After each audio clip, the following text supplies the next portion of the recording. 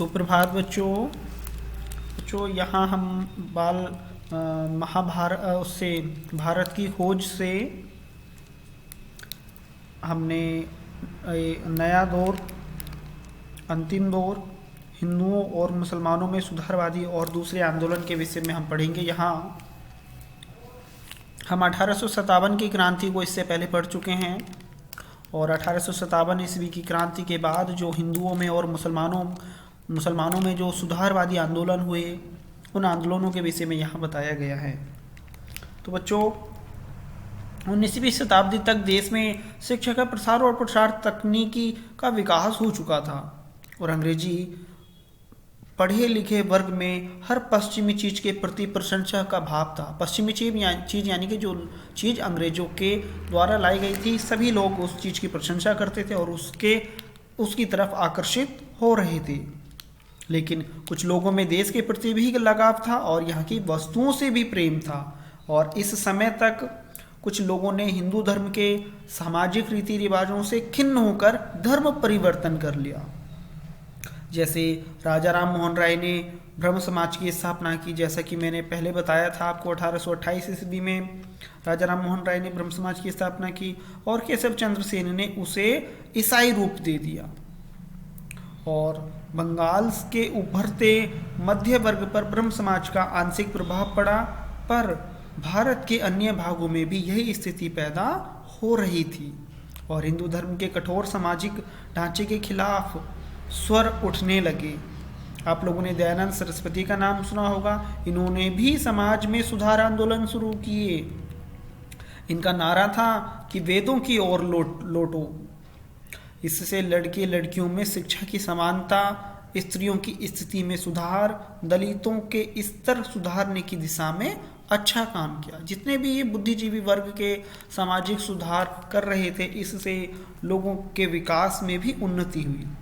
और राजा राम मोहन राय के गुरु जो कि रामकृष्ण परमहंस थे, उन्होंने भी यहाँ पर काफ़ी सुधार किए और वे धार्मिक तथा उदार व्यक्ति थे। उन्होंने धार्मिक विश्वास की बुनियादी बातों पर बल दिया और वे हर तरह की सांप्रदायिकता के विरोधी थे। उनकी जीवनी उनके शिष्य विवेकानंद ने लिखी। जैसा कि मैंने अभी बताया कि विवेकानंद जी के गुरु का नाम रामकृष्ण परमहंस, और विवेकानंद ने अपने गुरु भाइयों की मदद से रामकृष्ण मिशन की स्थापना की, जिसमें सांप्रदायिकता नहीं थी।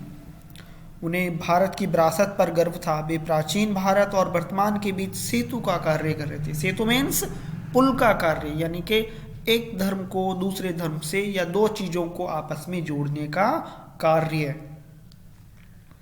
और दूसरी तरफ आप देखेंगे रविन्द्रनाथ टैगोर हैं, राजा राम मोहन राय हैं, स्वामी विवेकानंद हैं, स्वामी दयानंद सरस्वती हैं। ये सब बंगाल से संबंधित थे और ये सभी रविन्द्रनाथ टैगोर और विवेकानंद के समकालीन थे।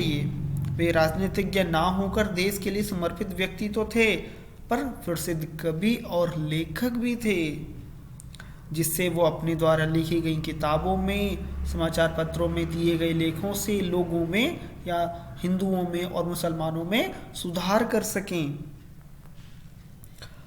अमृतसर में जलियांवाला बाग हत्याकांड के विरोध में रविन्द्रनाथ टैगोर ने सर की उपाधि को वापस कर दिया और शांति के क्षेत्र में उन्होंने शांति निकेतन की स्थापना की, जो भारतीय संस्कृति का प्रधान केंद्र था।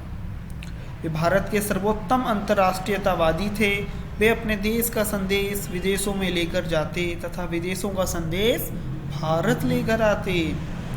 टैगोर ने भारत की उसी तरह सेवा की जैसे दूसरे स्तर पर गांधी ने भारत की।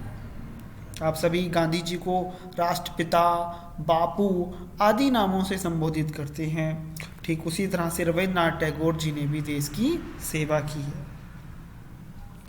राष्ट्रीय विरासत में हिंदू मध्य वर्ग की आस्था बढ़ाने में एनी बेसेंट का काफ़ी प्रभाव रहा और इस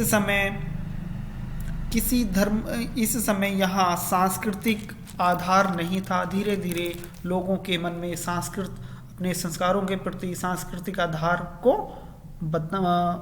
स्थापित किया गया।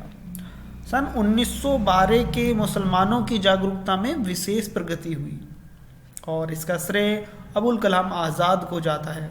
बच्चों, अबुल कलाम आज़ाद भी एक मुस्लिम थे जिन्होंने अपने मुस्लिम भाइयों में बहुत सुधारवादी चीज़ें उन्होंने की। अबुल कलाम आज़ाद ने अल हिलाल नामक साप्ताहिक निकालना शुरू किया। साप्ताहिक यानी कि साप्ताहिक पत्र निकालना शुरू किया। अबुल कलाम अत्यंत प्रतिभाशाली व्यक्ति थे और उन्होंने अरबी एवं फारसी का ज्ञान बहुत जल्दी सीख लिया था, बहुत कम उम्र में सीख लिया था। उनका दृष्टिकोण अधिक उदार और तर्कसंगत था। वे पुराने नेताओं के सामंती संकीर्ण धार्मिकता और अलगाववादी दृष्टिकोण से बहुत दूर थे और इसी दृष्टिकोण के कारण वे सच्चे भारतीयों के मन में स्थान पा सके। अलीगढ़ मुस्लिम विश्वविद्यालय की स्थापना से भी मुस्लिमों के जीवन में और उनके सामाजिक स्तर में और उनके आर्थिक स्तर में काफ़ी सुधार हुआ।